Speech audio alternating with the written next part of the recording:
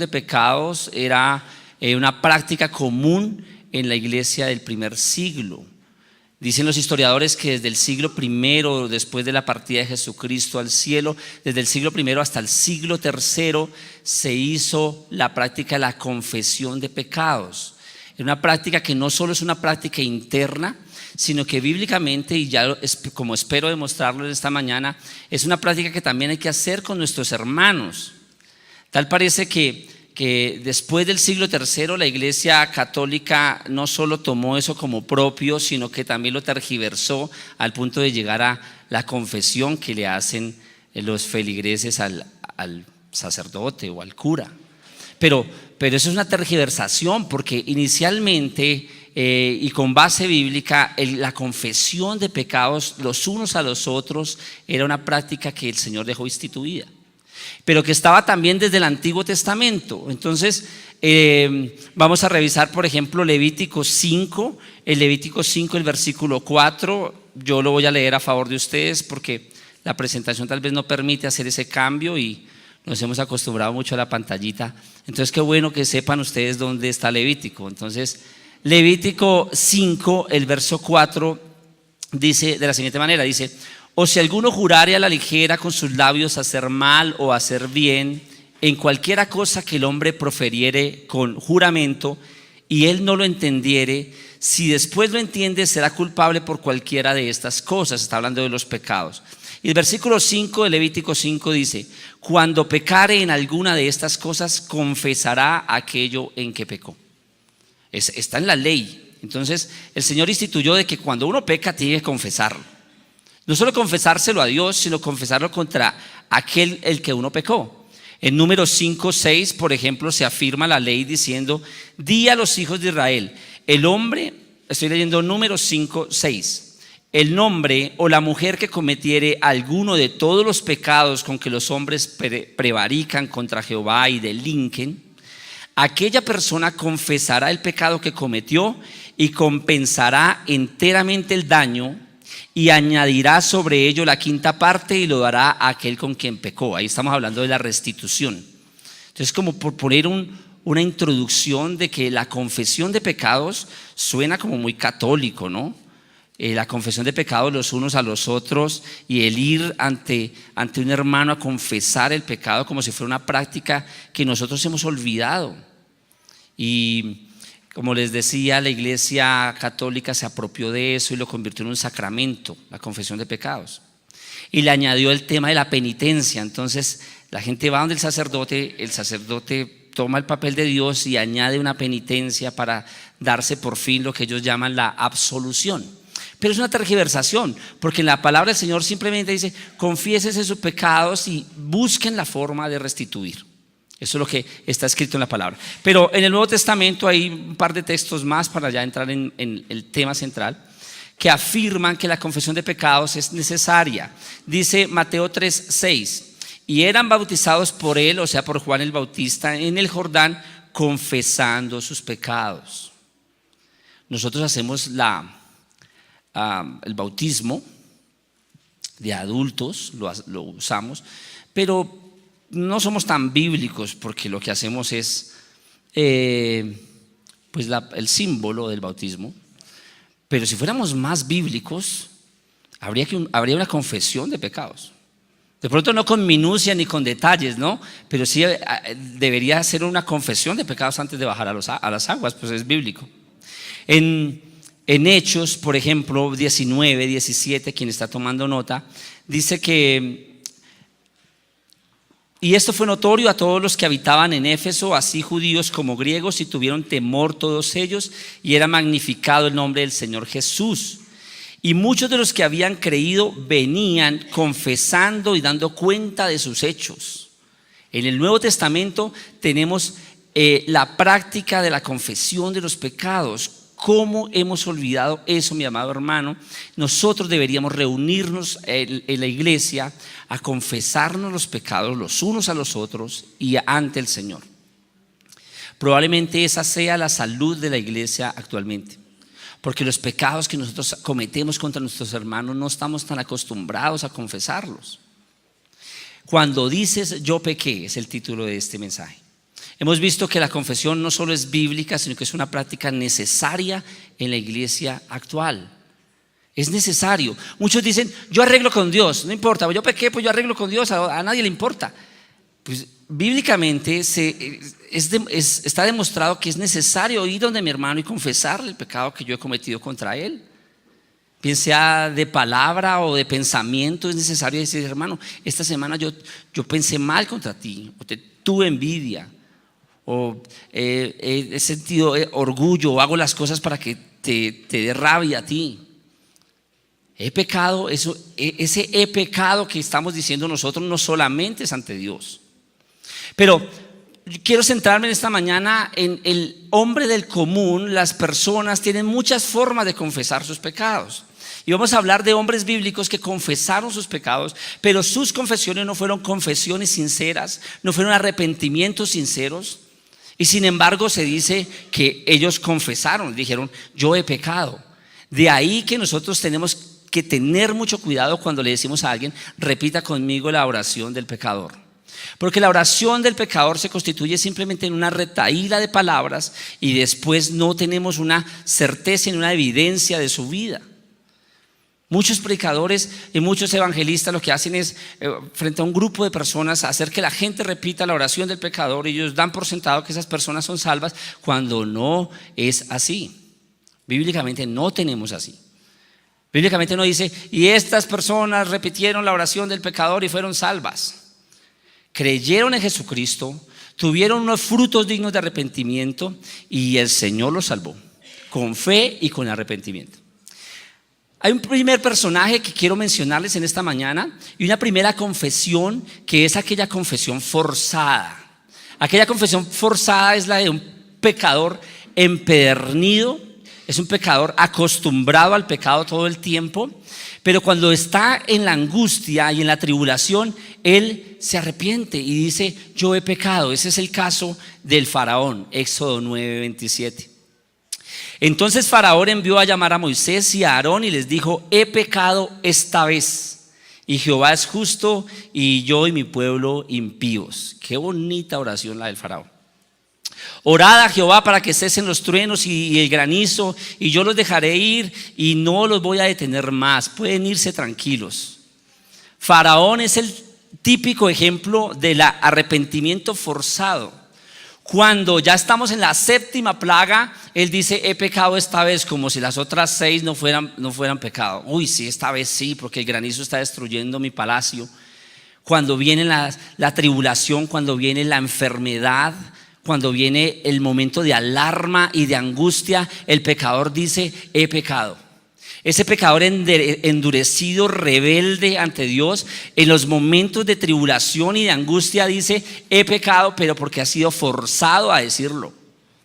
¿Cuántas de nuestros arrepentimientos y nuestras oraciones son así, forzados por una enfermedad? Las mejores oraciones que se han levantado, por lo menos de labios para afuera, han sido en los hospitales, en las cárceles o en los cementerios. En los momentos de tribulación y de angustia, cuando ya está el granizo llegando sobre las casas, cuando ya se está destruyendo el imperio, Faraón dice, he pecado esta vez. Por favor, dígale a Dios que detenga los truenos, el granizo, y yo esta vez he pecado, prometo. ¿Cuántos pecadores, cuántos de nosotros nos atrevemos a hacer promesas en momentos de tribulación y de angustia? ¿Cuántos de nosotros? Yo solo he estado una vez en un quirófano y son unas pantallas mucho más grandes que estas, unas lámparas mucho más grandes que estas, y yo me ponía a pensar cuántas, si esos bombillos hablaran, cuántas personas, no, esta vez sí, sácame de esta, yo te prometo, te lo aseguro. Pero ese arrepentimiento que nació en la tormenta se murió en la calma.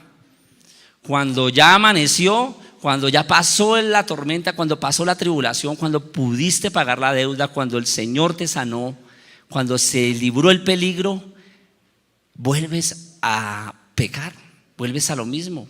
En el mismo Éxodo 9, solo como 7 o 8 versículos más adelante, noten lo que dice Faraón. Éxodo 9:34, después de que suplicó y aceptó pues su pecado, dice en el verso 34 de Éxodo 9, dice: y viendo Faraón que la lluvia había cesado y el granizo y los truenos, se obstinó en pecar y endureció su corazón él y sus siervos.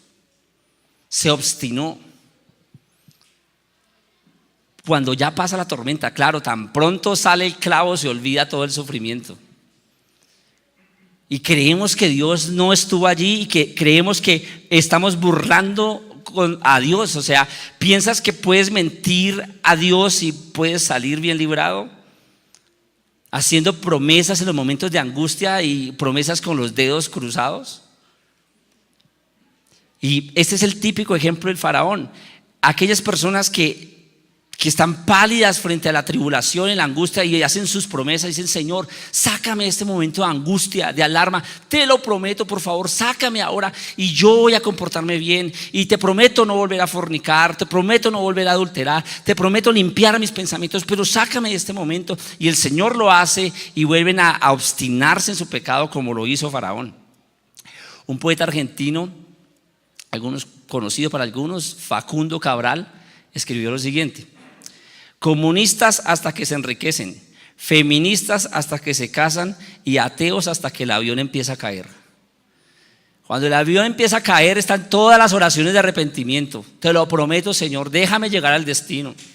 Y apenas toque tierra firme, Señor, te lo prometo, mi corazón se santificará, mi vida te buscará. Te prometo las mejores oraciones, pero sácame del peligro. Es un arrepentimiento, es una confesión, pero ha sido forzada por las circunstancias. Forzada por las circunstancias. En la iglesia, hace muchos años, estábamos adolescentes y un niño de la iglesia, su papá era un hombre enorme, un hombre grandísimo, con unas manos grandototas. Pero tenía un nené, tendría yo creo que 4 o 5 años este niño.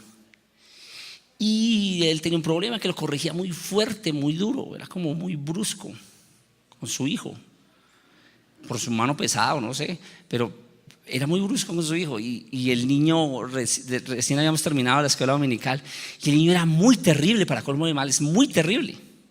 Era terrible, ¿no? Esos niños que no se quedan quietos nunca. Y con los muchachos de la iglesia, con los jóvenes de la iglesia, el niño se subió a desbaratar allá el sanitario, el segundo piso de la iglesia, y ya lo tenía todo desbaratado. Yo iba a entrar al baño, cuando entré y lo descubro con todos los tubos, todo eso suelto. Le dije: Pipe, le voy a decir a su papá, y su papá le va a pegar. Y se bota de rodillas y dice: Padre, te lo suplico, Padre, por favor, ten clemencia. Y yo me sorprendí a verlo ahí. Te lo suplico, Señor, ten piedad de mí. Porque sabía lo que le venía pierna arriba. Pero cuando viene la corrección y cuando viene la disciplina, volvemos a la misma circunstancia. Y creemos que podemos burlarnos de Dios. ¿Quién se puede burlar de Dios? Esa confesión forzada, el Señor sabe que está siendo forzada. Él lo sabe de antemano. Sabe que tú estás en un momento de alarma y de angustia y de preocupación, cuando viene el asaltante detrás, cuando estás en medio de un atraco. Él sabe que esa confesión que estás haciendo es una confesión forzada, que no estás involucrando tu corazón en esa confesión. Pero un segundo hombre que me llama también la atención, Números 22:34. Este hombre se llamaba Balaam, era un profeta. Y Balaam es uno de los caracteres más extraños que yo encuentro en la Biblia. Es un hombre con una mente tan mundana, llamémoslo un cristiano con comillas grandes, pero con una mente tan mundana y tan terrenal, que lo que hace es una confesión inestable, que hoy puede ser, pero mañana no. Leamos Números 22:34. Entonces Balaam dijo al ángel de Jehová: he pecado porque no sabía que tú te ponías delante de mí en el camino, mas ahora, si te parece mal, yo me volveré. El que sabe el contexto de la historia, este es un profeta al que un rey le paga para que maldiga al pueblo de Israel. Y él hace como 2 o 3 intentos para maldecir al pueblo, pero no puede, porque es su propio pueblo. Él no puede maldecir a su propio pueblo. Y él sabe también que viene un juicio si lo hace. Pero ha sido motivado por una prebenda económica que le van a dar. Y este rey le dice: tranquilo, usted preocúpese por maldecirlo, que a usted le va a ir es bien. Le voy a dar muchos dones, dotes, le voy a dar dinero, no se preocupe, suba al monte y maldígalo. Y Balaam se para en el monte y con toda la fuerza del caso, cuando va a maldecir al pueblo de Israel, lo que hace es darle bendición. Es más, habla hasta de la venida de Cristo, estas profecías de Balaam. Habla de la venida de Cristo y es una tremenda profecía. Son 3 profecías que puede revisar usted después. Pero espérelo a que baje del monte.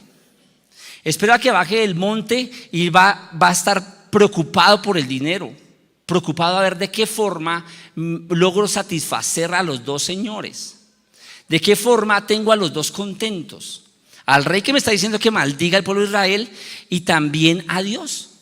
¿Cómo puedo arreglármelas para eso? Es un carácter muy extraño, es un hombre de doble ánimo. Y este arrepentimiento de Balaam acá, ustedes conocen la historia. El asno apretó su pie contra un muro y hizo que ese asno, el ángel del Señor hizo que ese asno hablara. Y tiene una conversación corta con un asno. Y se pone a hablar con el asno hasta que él dice: no, es que yo he pecado. Lo primero que tengo que hacer es reconocer que he pecado.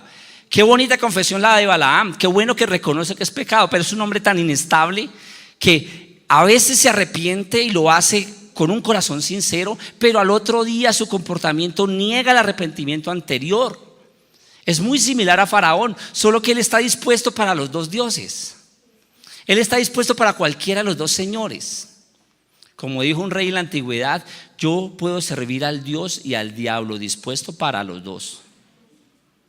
Ese es el tipo de personas que se encuentran con un ministro entre semana y usan el lenguaje evangélico. Siervo de Jehová, te bendigo en el nombre de Cristo Jesús, el soplo